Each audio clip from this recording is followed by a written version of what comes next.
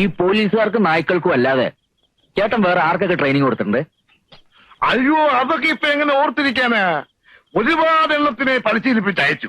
രാജീവ് വധക്കേസിലെ ശിവരസൻ എന്റെ അടുത്ത് പരിശീലനത്തിന് വന്നതാ. ദൈവാധീനം കൊണ്ട് അന്ന് ഞാൻ ശബരിമലയിൽ കട നടത്തുകയായിരുന്നു. അതുകൊണ്ട് നടന്നില്ല. കടയോ? കടയല്ല, കളരി. ഇപ്പോഴത്തെ SI-മാരെയും സർക്കിൾമാരെയും എന്തിനധികം IG വരെ പരിശീലിപ്പിച്ച് ഇദ്ദേഹം അല്ലടാ. ഈ പോലീസ് ട്രെയിനിങ് കോളേജിൽ ചേട്ടൻ എത്ര വർഷം ഉണ്ടായിരുന്നു? എന്റെ 10ാമത്തെ വയസ്സിൽ ഞാനവിടെ ജോലി ചെയ്തതാ. അത്ര ചെറുപ്പത്തിൽ സർക്കാർ ജോലി കിട്ടുമോ? എന്റെ അച്ഛൻ പോലീസ് ട്രെയിനിങ് കോളേജിൽ കാന്റീനിലെ ഒരു ജീവനക്കാരനായിരുന്നു. അച്ഛനെ കാണാനും രുചിയുള്ള ആഹാരം കഴിക്കാനും വേണ്ടി ഞാനിന്ന് അവിടെ പോവും. അപ്പോഴൊക്കെ പോലീസുകാർക്ക് ട്രെയിനിങ് കൊടുക്കുന്നത് ഞാൻ നോക്കി നിൽക്കും. അന്നേ എന്റെ ഒരു ആഗ്രഹമായിരുന്നു വലുതാകുമ്പോൾ ഒരു ട്രെയിനർ ആകണമെന്ന്. ഗുരുവായൂരപ്പന്റെ കൃപ കൊണ്ട് അതേതായാലും സാധിച്ചു. പക്ഷേ ഒരു ദോഷം പറ്റി. കാന്റീനിലെ ആഹാരം സ്ഥിരമായി കഴിച്ച് കഴിച്ച് ഭക്ഷണത്തിനുള്ള താല്പര്യം അങ്ങ് പോയി.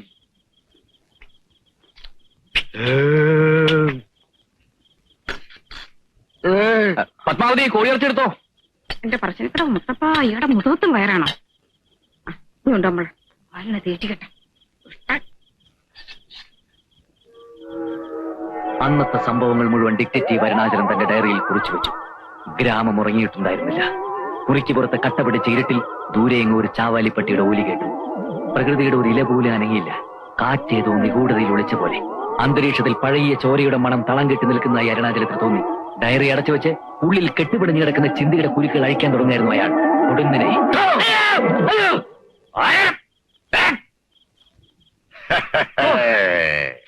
നിങ്ങളായിരുന്നോ? പേടി കാണുമെന്നറിയാമായിരുന്നു. അതിന്റെ അളവ് പരിശോധിക്കുകയായിരുന്നു ഞാൻ. വളരെ കൂടുതലാണ്. ഓ, രാത്രി ഡിറ്റക്റ്റീവ് നോവല് വായിക്കുമ്പോ ഇങ്ങനെ പേടിപ്പിച്ച് ആരായാലും പേടിച്ചു പോയില്ലേ? ശരി, പുറത്തേക്ക് വന്നോളൂ. വളരെ പ്രധാനപ്പെട്ട ഒരു വിദ്യ ഇപ്പൊ തന്നെ ഞാൻ പഠിപ്പിച്ചേക്കാം.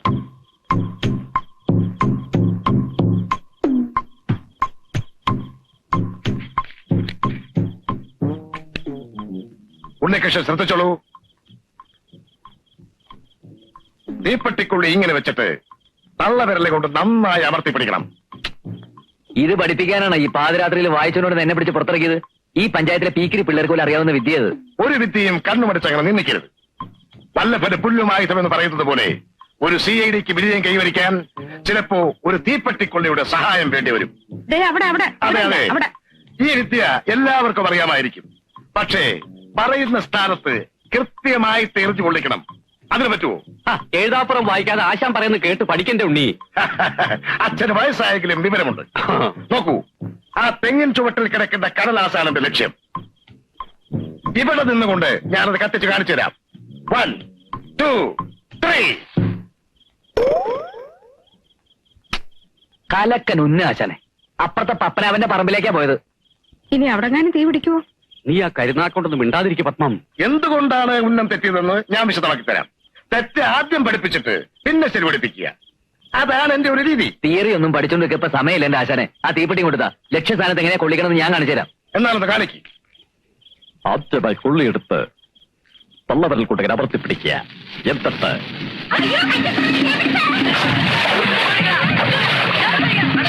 എന്റെ മുത്തപ്പ, കൃഷികാരനായ എറിഞ്ഞ കൊള്ളി പത്മനാഭന്റെ വൈക്കത്തുറവിലാണല്ലോ ചെന്ന് വീണത്.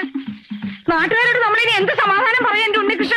ആ തീയുടെ ഉത്തരവാദിത്വം നമ്മൾ ഏറ്റെടുക്കണോ അതോ മന്ത്രിമാരെ നിഷേധിക്കണോ? എന്തിനും ഞാൻ തയ്യാർ. ഏറ്റെടുത്ത കുഴപ്പമെന്താ? ശാസ്ത്രീയമായിട്ട് അടിവശമില്ലാത്ത വെറും കർഷക തൊഴിലാളികൾ അവര്. ഇടിക്കൊരു മയം ഉണ്ടാവില്ല. അയ്യോ, എന്നാ അത് വേണ്ട, നിഷേധിക്കാം. പെരയിലോട്ട് തീ പിടിക്കുന്നതിന് മുമ്പ് ചെന്ന് കെടുത്താൻ നോക്ക്. ഞാൻ ഒറ്റയ്ക്കോ?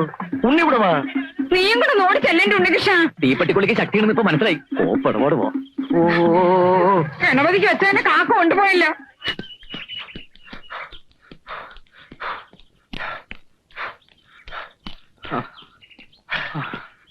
നിർത്ത്. വിയർപ്പാറിയ ശേഷം സഹിക്കാൻ പറ്റുന്ന ചൂടുവെള്ളത്തിൽ പോയി കുടിച്ചോളൂ. ഉമ്മക്കുട്ടി, ഒരു ഗ്ലാസ് വെള്ളം എടുത്തോളൂ. വന്നു ചെറിയ പുഴു. എങ്ങോട്ട് പോന്നു? ആ മുതുകന്റെ ഉമ്മക്കുട്ടി എന്നുള്ള വിളി കേട്ടപ്പോ പെണ്ണിന്റെ മനസ്സങ്ങ് അലിഞ്ഞു പോയോ? ദേ ഒരു കാര്യം ഞാൻ പറഞ്ഞേക്കാം, തലമറന്ന് എന്നെ തേക്കണ്ട. ഈ അമ്മയ്ക്ക് എന്താ? ഒന്നുമില്ലെങ്കിലും ചേട്ടനെ പഠിപ്പിക്കാൻ വന്ന ആളല്ലേ, അതുകൊണ്ടാണ് ഞാൻ നല്ല മുഖം കാണിക്കുന്നത്. നീ നിന്റെ നല്ല മുഖം കൊണ്ട് ഇവിടെ നിന്നേച്ചാ മതി. ആ വായി നോക്കിയിട്ട് ഏത് അയലത്ത് പോലും കണ്ടുപോകരുത്. ഇതുണ്ടോ?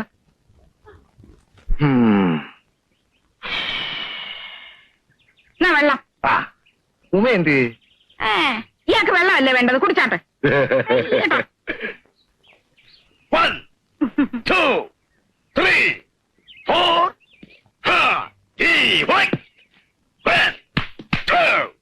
ശാരീരിക പരിശീലനത്തിൽ പ്രധാന ഇനമാണ് കുസ്തി.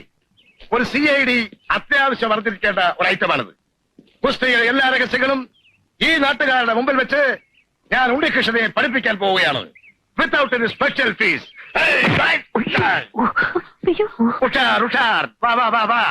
എന്നെ പരിപാടി ആശാനെ കാണിച്ചത് ഒന്ന് പറഞ്ഞിട്ട് ചവിട്ടിക്കൂടായിരുന്നു? പാടില്ല. കുസ്തയിൽ മെയ് കണ്ണാകണമെന്നാണ് ചൊല്ല്. ഓഹോ,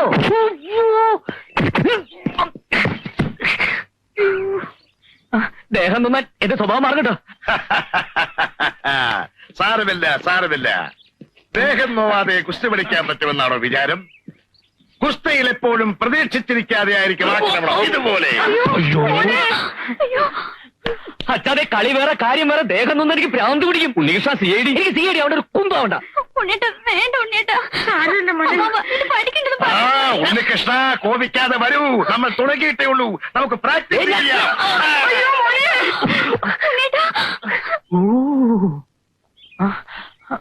ഉണ്ണികൃഷ്ണ പഠിക്കാതിരുന്നാൽ എങ്ങനെയാണ് CID ആവുന്നത്? അങ്ങനെ പറഞ്ഞു കൊടുക്കണ നീർക്കോലി. നിങ്ങളിപ്പോൾ കണ്ടത് കടകങ്ങൾ. ഇനി കാണാൻ പോകുന്നത് ഹെവി പഞ്ചസ്. അതെനിക്ക് കുസ്തി പഠിക്കണ്ട. അതെനിക്ക് മേല് നോവുന്ന അതെനിക്ക് അടിക്കുന്നില്ല. അതെനിക്ക് ഭ്രാന്ത് പിടിക്കും. അതെനിക്ക് അടിക്കരുത്. എനിക്ക് കുസ്തി പഠിക്കണ്ട എന്ന് പറഞ്ഞില്ലേ? നോക്ക്, ഇങ്ങനെയാണ് ഒരുത്തനെ തോൽപ്പിക്കുന്നത്. അയ്യോ, ഇന്നലത്തെ കുസ്തി.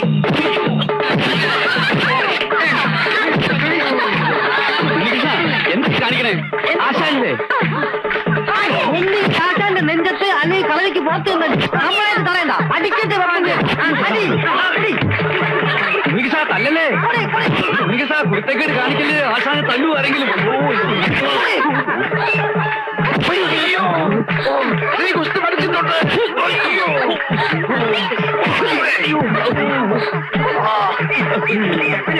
അടിക്കല്ലേ അടിക്കല്ലേ ഉണ്ണികൃഷ്ണ ഞാനാ പറഞ്ഞ അടിക്കല്ലേ? ഉണ്ണികൃഷ്ണ ഞാനാ പറഞ്ഞ അടിക്കല്ലേ? ആശാൻ പറ അച്ഛൻ പറ അച്ഛനല്ലേ പരിശീലനത്തെ കുറച്ച് മാറ്റങ്ങൾ വരുത്തിയാൽ മതി. അതാണ് ഞാനും പറഞ്ഞു.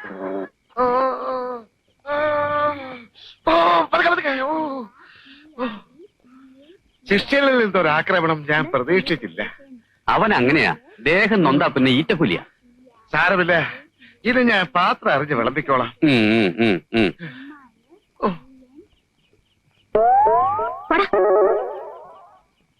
എന്താടി പറഞ്ഞത്? അച്ഛൻ ഞാൻ സ്പെല്ലിംഗ് പഠിക്കായിരുന്നു. PODDA പോടാ. PODDA പോടാ. ഓ അത് ശരി. നമുക്കിത് വല്ലതും അറിയൂ?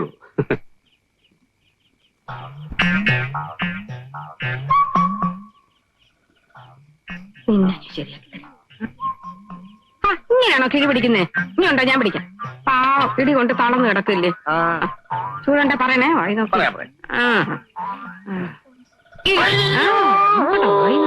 ഞാൻ സൂക്ഷിക്കാം.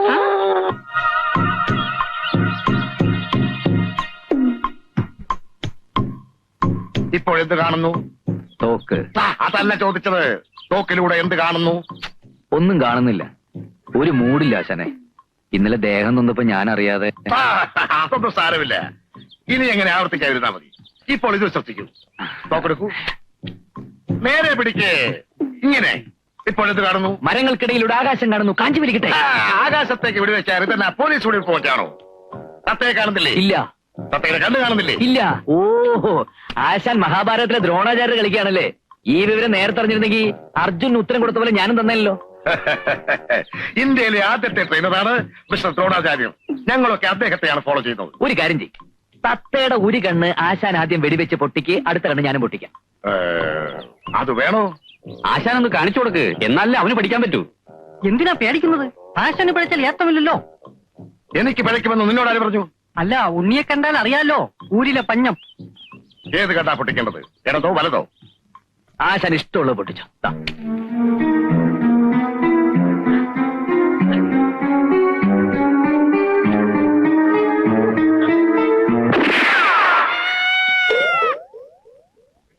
പഴച്ചു.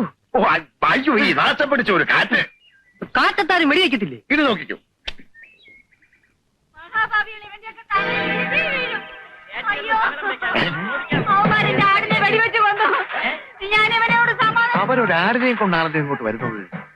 എന്താ കാര്യം? ആശാൻ വെടിവെച്ചപ്പോ ഒരു ആടിന്റെ കരച്ചിൽ കേട്ടായിരുന്നോ? ആ, അത് തന്നെ കാര്യം. ചക്കിന് വെച്ചത് കൊക്കിനാ കൊണ്ടത്. ഓനെ വളർത്തിയത് അദ്ദേഹം കൊണ്ടുവാ. പപ്പുണ്ണേട്ടന്റെ അന്നേ പറഞ്ഞതാ ഈ പഞ്ചായത്ത് കുളം കോരരുതെന്ന്. ഇന്നൊരു ആടിനെ കൊന്നു, നാളെ ഒരു മനുഷ്യനെ കൊല്ലില്ലാന്ന് എങ്ങനെ അറിയാം? 5 ഇടങ്ങഴി കറക്കുന്ന ആടായിരുന്നു. എന്റെയും കുഞ്ഞുങ്ങളുടെയും കഞ്ഞിയുടെ മുട്ടിച്ചല്ലട കാലമാടാ. നീ കുണം പിടിക്കത്തില്ലടാ, അവന്റെ കള്ള നോട്ടം കണ്ടില്ലേ? മരത്തിന്റെ മണ്ടയിലോട്ടാണല്ലോ ഋഷികേശൻ നായർ വെടിവെച്ചത്. അതെങ്ങനെ നിലത്ത് നിന്ന് ആടിന് കൊണ്ടു? ആടിനെ ഉന്നം വെച്ചാ മതിയായിരുന്നു, എനിക്ക് തത്തയ്ക്ക് കൊണ്ടേനെ. പോക്കൃതം കാണിച്ചിട്ട് നിൽക്കുന്ന നിപ്പ് കണ്ടില്ലേ? ഇനി ഇവന് വച്ചോണ്ടിരുന്നത് ശരിയാവത്തില്ല. അടിക്കുന്നതാ.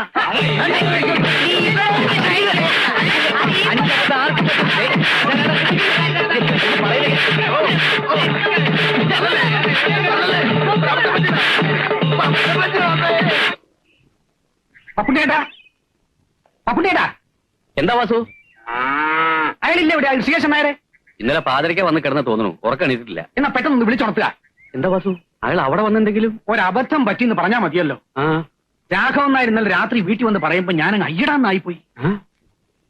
ഇനി ചെവിക്ക് ചെവി അറിഞ്ഞ് നാണം കിടന്നതിന് മുമ്പ് അയാളെ അങ്ങോട്ട് പറഞ്ഞു വിടുക. കാര്യം എന്താന്ന് വെച്ചാൽ അമ്മാവൻ തെളിച്ചു പറ. ആ ഋഷികേശൻ നായർക്ക് പോലീസ് ഡിപ്പാർട്ട്മെന്റുമായി ഒരു ബന്ധവുമില്ല. പോലീസ് ട്രെയിനിങ് കോളേജിലെ ക്യാന്റീനിൽ 10-12 വർഷം ജോലി നോക്കിയിട്ടുണ്ട്. അതാണ് ആകെയുള്ള ബന്ധം. അവിടെ അരി ഉഴുന്നും ആട്ടിലായിരുന്നു കക്ഷിയുടെ പണി. അമ്പട കള്ള, ചുമ്മാ അല്ല ആഹാരത്തിനോട് ഇത്ര ആർത്തി. അതും ഇതും പറഞ്ഞ് നാട്ടുകാരെ അറിയിക്കാതെ അയാളെ അങ്ങ് പറഞ്ഞു വിടാൻ നോക്ക്. നാട്ടുകാരെ അറിഞ്ഞ പിന്നെ പറഞ്ഞു വിടേണ്ടി വരത്തില്ല. ഇന്നലത്തെ പിന്നത്തേതായിരിക്കും. അയാളുടെ ബാഗ് കാണുന്നില്ലോ.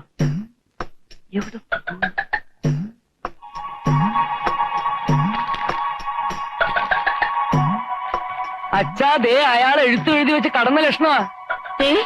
ദേ, എന്താ എഴുതിയിരിക്കുന്നത്, ഒന്ന് വായിച്ചേ. ഈ ഗ്രാമത്തിൽ ഞാൻ ആകെ സ്നേഹിക്കുന്ന പപ്പുണ്ണിയേട്ടന് എന്റെ ഇത്രയും കാലത്തെ സംഭവബഹുലമായ ജീവിതത്തിനിടയിൽ ഇതുപോലെ സ്പോർട്സ്മാൻ സ്പിരിറ്റ് ഇല്ലാത്ത ഒരു നാട്ടുകാരെ ഞാൻ എങ്ങും കണ്ടിട്ടില്ല. ഒരു CID വാർത്തെടുക്കണമെങ്കിൽ നാട്ടുകാരുടെ സഹകരണം കൂടിയേ തീരൂ. ഒരാടിനെ പോലും നഷ്ടപ്പെടാൻ തയ്യാറാവാത്തൊരു സമൂഹത്തിൽ ഒരിക്കലും സോഷ്യലിസം സാധ്യമാവില്ലെന്ന് മാർക്സ് പറഞ്ഞത് എത്ര ശരി? അല്ല ഉണ്ണികൃഷ്ണ, മാർക്സ് എങ്ങനെ പറഞ്ഞിട്ടുണ്ടോ? ഓ, താടിക്ക് തീ പിടിക്കുമ്പോ ബീഡി കത്തിക്കല്ലേ.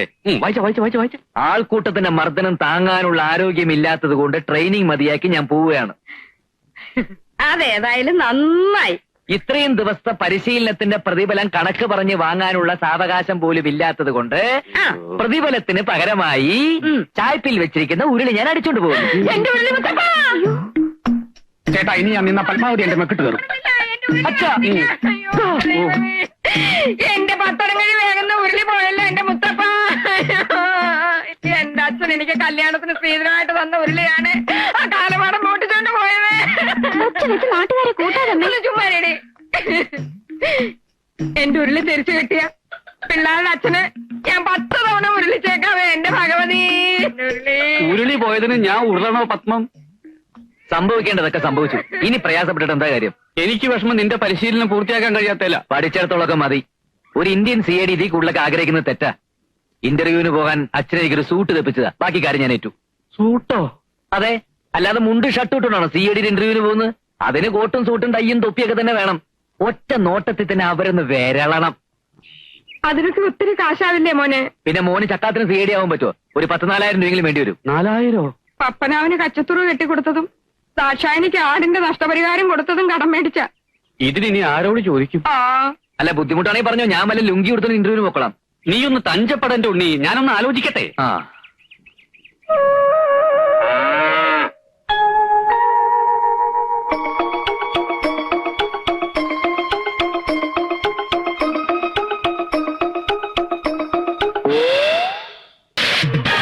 അയ്യോ അയ്യോ, വെള്ളം.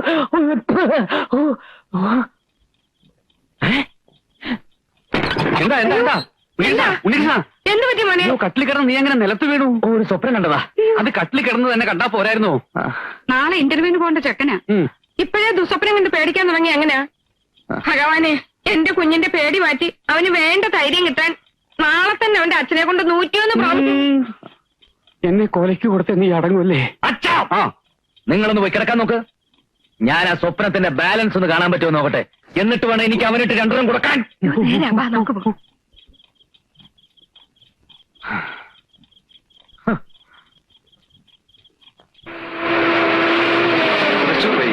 പാലക്കാട്ടേക്ക് പോകുന്ന ബി 535 നമ്പർ ഫാസ്റ്റ് പാസഞ്ചർ 10:30 പുറപ്പെടുന്നതായിരിക്കും.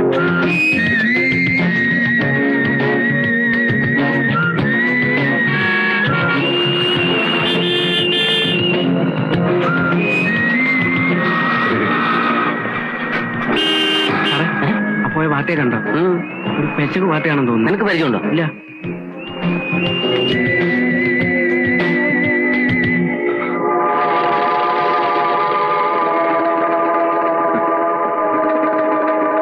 ഒന്ന് മാറി.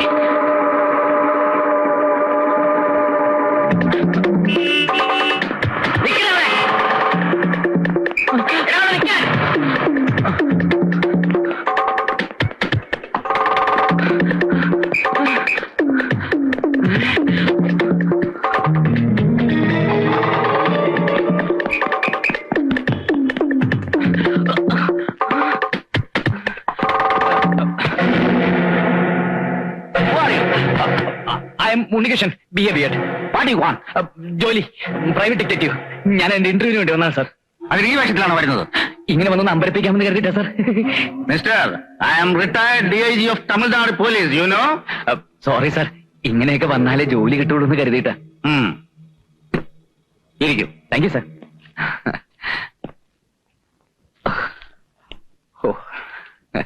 ഒരു പ്രൈവറ്റ് ഡിറ്റക്റ്റീവിന്റെ ജോലിക്ക് അപേക്ഷിക്കാൻ എന്താ കാരണം? ചെറുപ്പം മുതലേ എനിക്ക് CID മാരോട് വലിയ ആരാധനയാണ് സാർ. CID പടങ്ങൾ എവിടെ ഓടിയാലും ഞാനത് അപ്പ പോയി കാണും. ദാ, ഈ സർട്ടിഫിക്കറ്റ്സ് നോക്കൂ. ഇത് സിനിമ കണ്ടതിന്റെ സർട്ടിഫിക്കറ്റുകളാണ്. അയ്യോ അല്ല സാർ, എന്റെ ഡിഗ്രി സർട്ടിഫിക്കറ്റ് സാർ. യൂഷ്വൽ ഇന്റർവ്യൂകളിലെ പോലുള്ള ചോദ്യങ്ങളൊന്നും ഇവിടെ പ്രതീക്ഷിക്കണ്ട. അയ്യോ, അപ്പോ മലയാളത്തിലെ ആദ്യത്തെ ഡിറ്റക്റ്റീവ് സിനിമ, ആദ്യത്തെ അപസർപ്പക നോവലിസ്റ്റ്, ജെയിംസ് ബോണ്ട് ചിത്രങ്ങളുടെ പ്രത്യേകത, ഇതൊന്നും ചോദിക്കുന്നില്ലേ സാർ? ഇല്ല. അയ്യോ, അപ്പൊ ഞാൻ ഉറക്കൊഴിച്ച് പഠിച്ചൊക്കെ വെറുതെ ആവോ? ഇവിടെ കഴിവാണ് മുഖ്യം. അത് തെളിയിച്ചാൽ നിങ്ങൾക്കൊരു പ്രൈവറ്റ് ഡിറ്റക്റ്റീവ് ആവാം. ഞാനത് എങ്ങനെ തെളിയിക്കും സാർ? ഒരു ഫയൽ നിങ്ങളെ ഏൽപ്പിക്കും. That means a case. ആ കേസിന്റെ അന്വേഷണം വിജയകരമായി പൂർത്തിയാക്കിയാൽ you can be a permanent private detective of secret files. ഏത് കൊലപാതകം അന്വേഷിക്കാൻ ഞാൻ തയ്യാറാണ് സാർ. എനിക്ക് ഒരു അസിസ്റ്റന്റ് തന്നാ മതി. അസിസ്റ്റന്റോ? What you mean? അതെ സാർ, സാധാരണ CID മാർക്കും ഡിറ്റക്റ്റീവ് മാർക്കൊക്കെ ഒരു അസിസ്റ്റൻസ് കാണുമല്ലോ. പ്രേംനസൻ അടൂർവാസി, പട്ടണപ്രവേശിൽ മോഹൻലാൽ ശ്രീനിവാസൻ, അതുപോലെ. ഒരു അസിസ്റ്റന്റിനെ നിങ്ങൾക്ക് ആവശ്യമാണെങ്കിൽ നിങ്ങൾ തന്നെ വെക്കണം. ഓ, അങ്ങനെയാണല്ലേ. വേഷപ്രച്ഛന്നനാവുന്നതുകൊണ്ട് കുഴപ്പമൊന്നുമില്ലല്ലോ. അതൊക്കെ നിങ്ങളുടെ ഇഷ്ടം. ഓക്കെ, ഇനി പറയൂ സാർ, കൊലപാതകം എവിടെ വെച്ചാണ് നടന്നത്, എങ്ങനെയാണ് നടന്നത്, ആരെയാണ് കൊന്നത്, എങ്ങനെയാണ് കൊന്നത്, എന്ത് ആയുധം ഉപയോഗിച്ചാണ് കൊന്നത്? പറയൂ പറയൂ പറയൂ. കൊലപാതകം അന്വേഷിക്കാവുന്ന പ്രായമാകുമ്പോ പറയാം. ട്രെയിനിങ് പീരീഡിൽ നിങ്ങളെ ഏൽപ്പിക്കുന്ന കേസ് മറ്റൊന്നാണ്.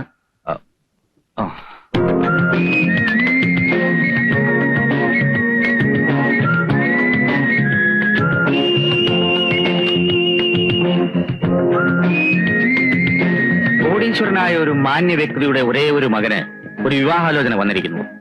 പത്രത്തിലെ മാട്രിമോണിയൽ കോളത്തിൽ പരസ്യം കൊടുത്തു വന്നിട്ടുള്ള ആലോചനയാണ്. ഇന്ദ്രപ്രസ്ഥത്തിൽ അനന്തപത്മനാഭന്റെ ഏക മകൾ അരുന്ധതി നായരാണ് പെണ്ണ്. അവൾക്ക് എന്ത് പറ്റി സാർ? ആരെങ്കിലും കൊന്നോ? അങ്ങനെയാണെങ്കിൽ CBI ഡയറക്ടർ ഗ്രൂപ്പിലെ പോലെ നമുക്ക് മുകളിൽ നിന്ന് ഡമ്മിയിട്ട് കണ്ടുപിടിക്കാം. ഞാൻ പറയുന്നത് കേൾക്കണം മിസ്റ്റർ. ഓ, സോറി സാർ. ഈ കല്യാണാലോചന മുന്നോട്ട് കൊണ്ടുപോകുന്നതിന് മുമ്പ് പെണ്ണിനെ സംബന്ധിക്കുന്ന എല്ലാ രഹസ്യങ്ങളും അറിഞ്ഞിരിക്കണമെന്ന് നമ്മുടെ ക്ലയന്റിന് നിർബന്ധം. അരുന്ധതി നായർക്ക് ലവ് അഫയേഴ്സ് ഉണ്ടായിരുന്നോ? ഇപ്പോൾ അവൾ ആരെയെങ്കിലും പ്രേമിക്കുന്നുണ്ടോ? പുരുഷന്മാരോട് ലിബറലായി ഇടപെടുന്ന ടൈപ്പാണോ? അവളുടെ ഫാദർ എത്രക്കാരനാണ്? മാന്യമായ സോഴ്സിലൂടെയാണോ റിച്ച് ആയത്? ഈ വക കാര്യങ്ങൾ അന്വേഷിച്ച് 45 ദിവസത്തിനകം റിപ്പോർട്ട് സമർപ്പിക്കണം. കേസ് അന്വേഷണം അതീവ രഹസ്യമായിരിക്കണം. ഡീറ്റെയിൽസ് എല്ലാം ഈ ഫയലിലുണ്ട്.